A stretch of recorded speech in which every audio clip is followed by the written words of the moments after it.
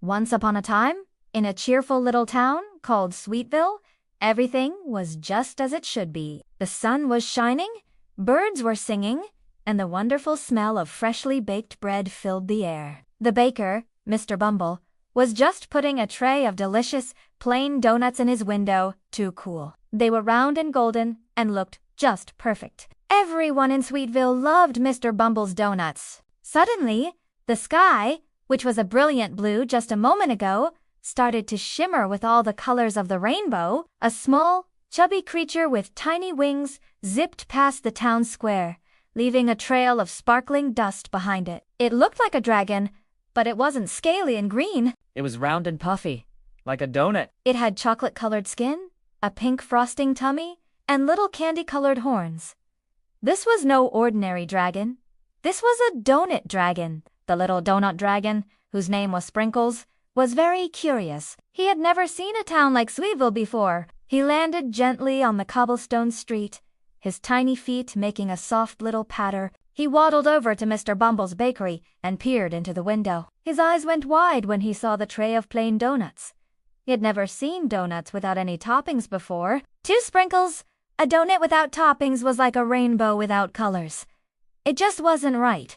Sprinkles took a deep, deep breath. But instead of fire, something amazing happened. A beautiful cloud of colorful sprinkles burst from his mouth. Red, yellow, blue, green, and purple sprinkles showered down onto the plain donuts, covering them completely.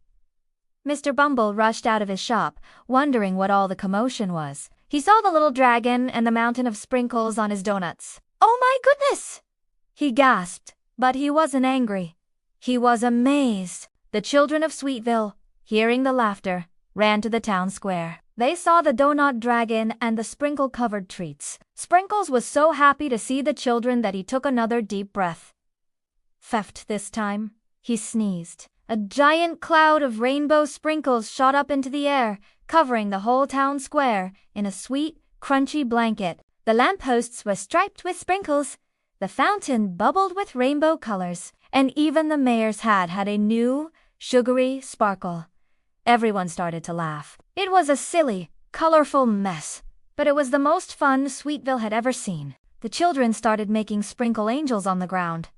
Mr. Bumble handed out his newly decorated donuts, and everyone agreed they were the best donuts they had ever tasted. Sprinkles the donut dragon was a hero. He had brought a magical, sweet surprise to their quiet town. As the sun began to set, Sprinkles knew it was time to go home. He wanted to give the town one last gift to remember him, but he flew high up into the evening sky, took a very, very, very deep breath, and let it all out in a giant roar. But it wasn't a scary roar.